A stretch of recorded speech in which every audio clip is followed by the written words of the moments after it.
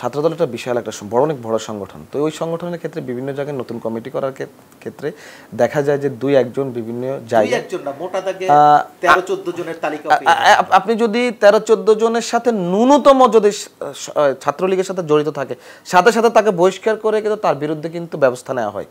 আমি কেন বলছি, আপনি কেন এটাকে দায়িত্ব নিয়ে বলছি, অনেক সংগঠন আছে বাংলাদেশে, অনেক সংগঠন আছে, তাদের কিন্তু ছাত্রলীগ পুনর্বাসনের প্রক্রিয়ায় কিন্তু খুবই ব্যস্ত।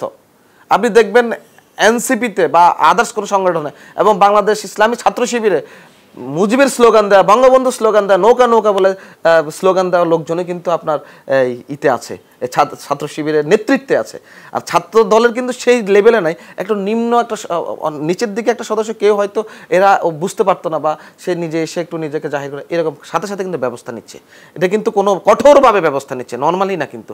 এবং ওকে সারা জীবনের জন্য ওই জায়গায় আসা বন্ধ হয়ে যাচ্ছে। এবং ওকে আপনি যদি একজন ছাত্রলীগের কর্মীকে যদি ছাত্রদলের কোনো ২-১টা জায়গায় ঢাকা বিশ্ববিদ্যালয়ে সেরকম একটা ভুলভাবে মানে ভুল হতেই পারে, আমরা তো মানুষ, তো সে জায়গায় হয়েছে, সাথে সাথে কিন্তু কঠোরভাবে এটার ব্যবস্থা নিয়েছে। এবং আপনাকে আমি বলে রাখি, যেই ওই ২-১ জনকে এনেছে, যেই ওই লোকদেরকে এনে পদায়ন করেছে, তার বিরুদ্ধে পার্টি ব্যবস্থা নিয়েছে এবং তাকে তার ১৬ বছরের শ্রমকে কিন্তু শুধু এই ভুলের কারণে কিন্তু পার্টি কঠিনভাবে কঠোরভাবে কিন্তু এটার আপনার ব্যবস্থা নিয়েছে। যে শুধু যে ছাত্রলীগের একজন না, সে একদম ঢালাও ছাত্রলীগ না, আচ্ছা ছাত্রলীগ ২-একটা মিছিলে গেছিল বা বন্ধু বান্ধবের সাথে ছিল, এরকম ২-১ জনের সাথে আবার যিনি এনেছে তাকে কিন্তু কঠোরভাবে তার বিরুদ্ধে কিন্তু পার্টি বিভিন্ন উপায়ে ব্যবস্থা নিয়েছে। সেটা হয়তো গণমাধ্যমে আপনারা দেখছেন না বলে আসছে না, কিন্তু আমরা তো পার্টির একদম ইন্টারনাল বিষয়গুলো কাজ করে আমরা দেখি যে এরকম অনেকের বিরুদ্ধে যার ১৬ বছরের পরিশ্রম ছিল, তাকেও কিন্তু আপনার তার বিরুদ্ধে কঠোর ব্যবস্থা নেওয়া হয়েছে। তুমি কেন না জেনে স্ক্রুটিনি না করে ওই